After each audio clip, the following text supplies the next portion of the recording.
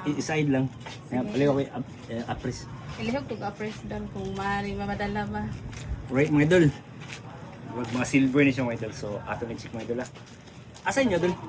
Tataw. Kataw. So kaning mga coins mga idol, dili ni naton mapalit mga idol ha. Wala ko mapalit ani mga idol.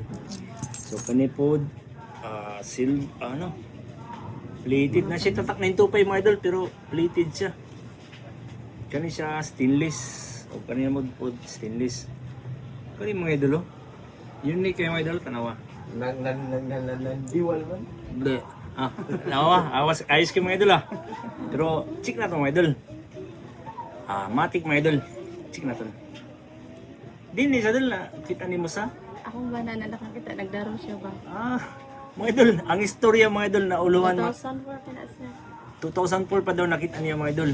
Kabalo ka mo mga idol, nanong istorya mga idol. Nadaruhan. Yung manugdaro man ang yang bana mga idol. So naigo sa daro. Pagkita niya, may nangiwi, may nangdiwal, iya gikuha mga idol. So, karon aton tanawon mga idol kung paldo ba ni siya.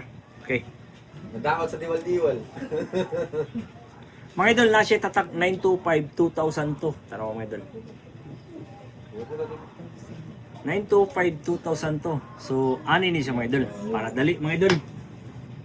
2002 pa. Para dali na itong atis mga idol, inalin na lang. Limbasan. Putahan na ito kasi do mga idol ha. Igbutang sa kasi do mga idol, mubukal gani siya mga idol, but pasabutan na fake. Taman mga idol. Huwag guide mubukal mga idol. Legit. So but pasabot mga idol.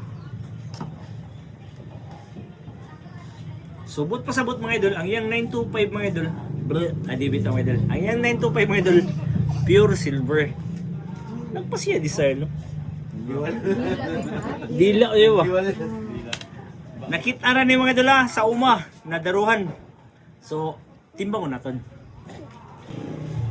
Mga idol, anang diwal si ang dila mga idol, pilay halin ng mga idol. Grabe bugata mga idol. Pila mga idol? 3,050. Paldo. Pagkabugat. Nadaruhan lang. Nadaruhan lang. Kaman dol, 3,050 dol. Deal? Ano din ako? Del. Alright mga idol. Deal.